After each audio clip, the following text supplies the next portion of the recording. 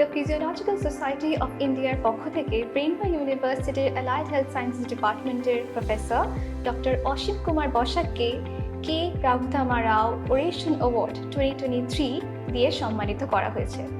আমরা গর্বিত যে মোট 15 জনের মধ্যে ডক্টর বসাক হলেন একজন যে এই অ্যাওয়ার্ডটি ফিজিওলজিক্যাল সোসাইটি অফ ইন্ডিয়ার পক্ষ থেকে পেয়েছেন।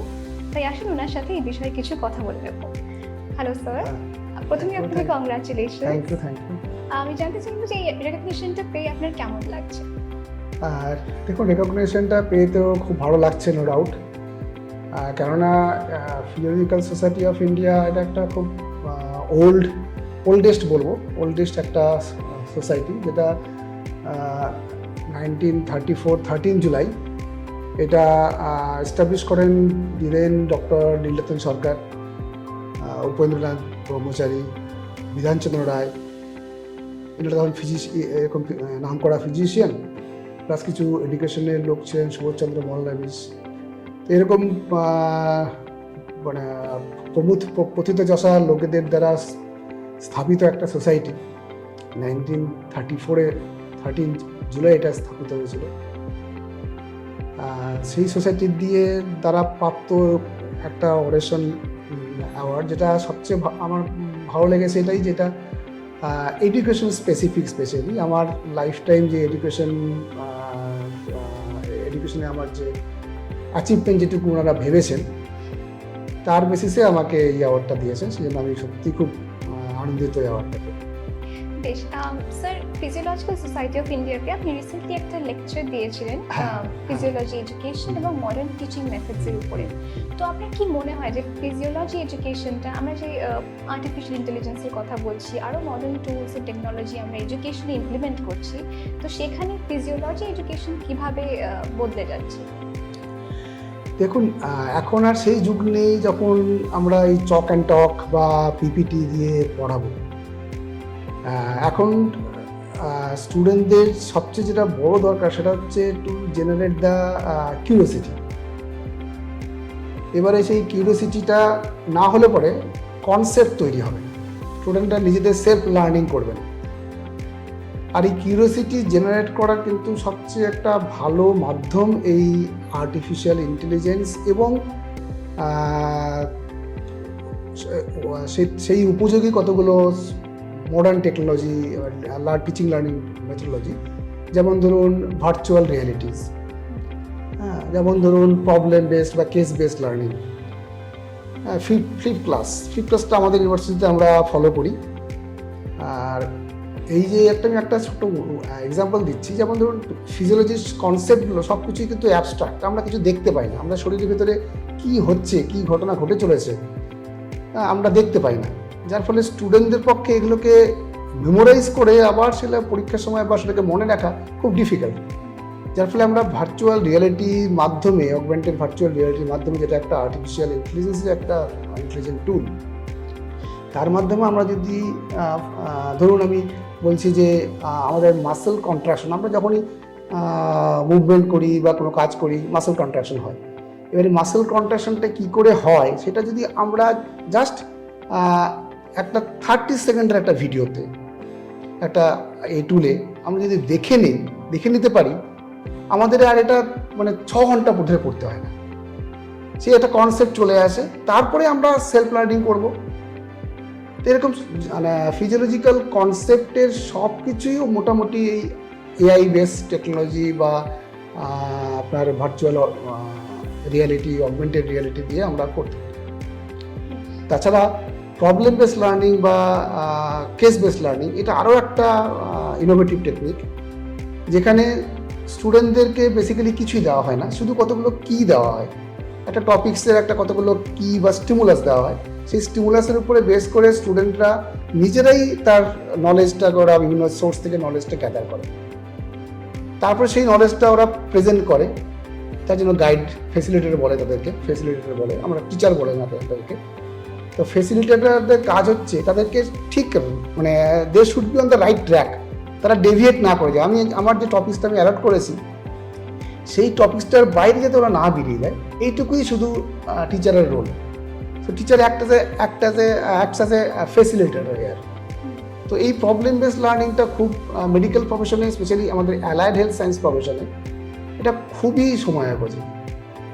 তাতে স্টুডেন্টদের self learning, interest to acquire the knowledge by their own, এগুলো খুব হেল্পফুল হয় এবং স্টুডেন্টরা কিন্তু খুব ইন্টারেস্টেড ফিল করে। আমি নিজেও পড়িয়ে দেখেছি, স্টুডেন্টরা খুব ইন্টারেস্টেড ফিল করে। বেশ, এবার ব্রেনওয়ে ইউনিভার্সিটির অ্যালাইড হেলথ সায়েন্স ডিপার্টমেন্টে যে সমস্ত স্টুডেন্টরা ভর্তি হয়েছে, নতুন সেশনে যারা এসছে, তাদের ক্যারিয়ার প্রসপেক্ট সম্বন্ধে আপনি কি বলবেন? দেখুন, এই অ্যালাইড হেলথ সায়েন্সের ক্যারিয়ারটা, এটা এখনকার পার্সপেক্টিভে একটা খুব ভাইটাল ক্যারিয়ার পার্সপেক্টিভ আছে। কেননা আমি বলছি, আমাদের ইন্ডিয়াতে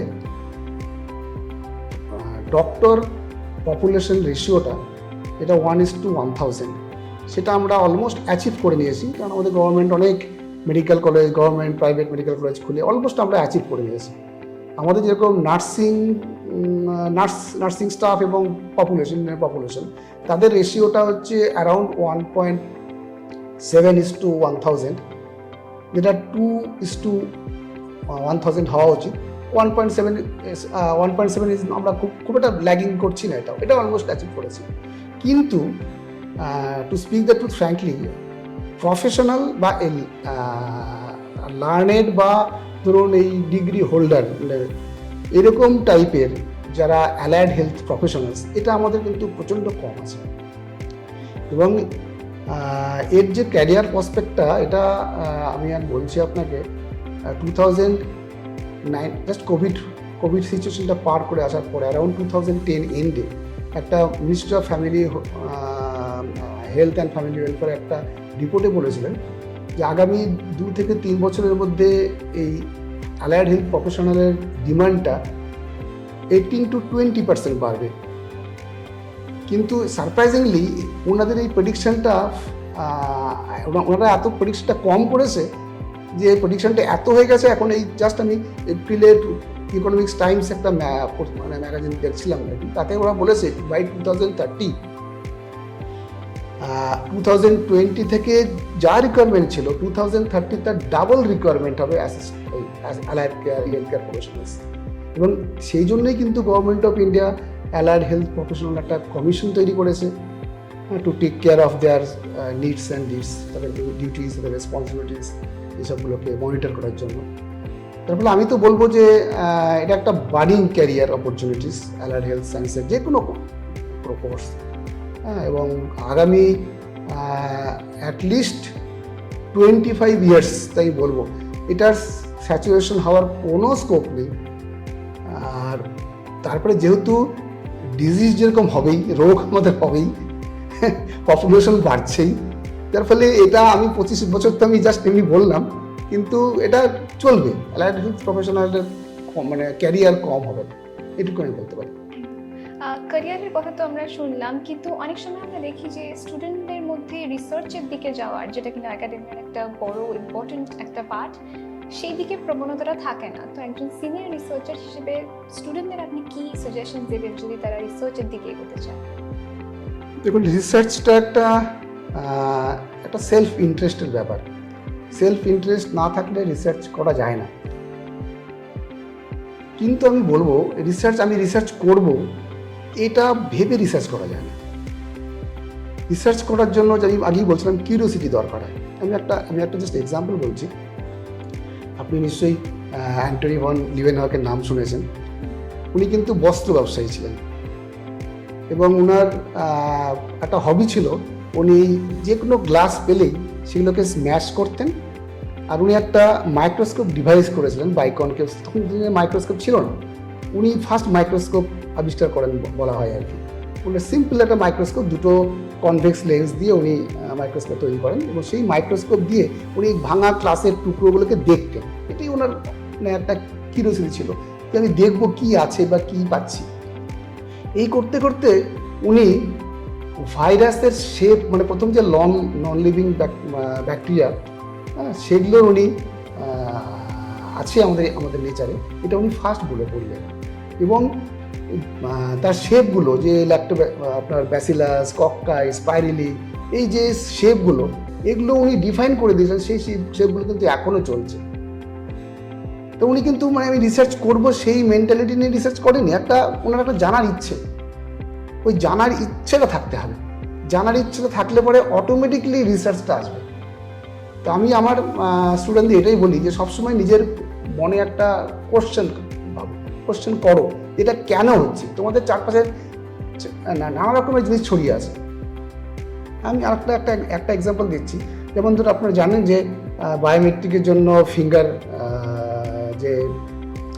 নেওয়া হয়, কারণ ফিঙ্গার আমাদের প্রত্যেকটার আইডেন্টিক্যাল টুইনেরও ফিঙ্গার প্রিন্টসগুলো আলাদা, কমপ্লিটলি আলাদা। এবার কেন আলাদা আমরা কিন্তু কখনো এই কোশ্চেনটা করি না, যে কেন একটা আইডেন্টিক্যাল টুইনেরও সব কিছু এক, অথচ ফিঙ্গার প্রিন্টগুলো আলাদা, কেন আলাদা? তো এইরকম একটা কোশ্চেন, মানে এরকম অজস্র কোশ্চেন আমাদের চারিদিকে ঘুরে বেড়াচ্ছে। এই কোশ্চেনটা আমাকে আনতে হয় মনের ভেতরে, তারপরে সেই কোশ্চেনটাকে আমি ফুলফিল কোশ্চেনের অ্যান্সারটা পাওয়ার জন্য আমাকে এক্সপ্লোর করতে হবে। তো এই কোশ্চেন করা, মনের ভিতরে কোশ্চেন করা এবং কোশ্চেনটা অ্যান্সারটা জানার জন্য এক্সপ্লোর করা, এই দুটো কোয়ালিটি থাকলে রিসার্চটা অটোমেটিক্যালি আসবে, এটা আমার মনে হয়। আমি আমার স্টুডেন্টদের এটাই আমি সাজেস্ট করি বা করে থাকি। বেশ, একদমই তাই। Thank you so much sir আমাদেরকে সময় দেওয়ার জন্য। আমরা আশা করছি এর পরেও আপনি এরকম অনেক রেকগনিশনস পাবেন আর ইউনিভার্সিটিতেও ভর্তি করবেন। Thank you.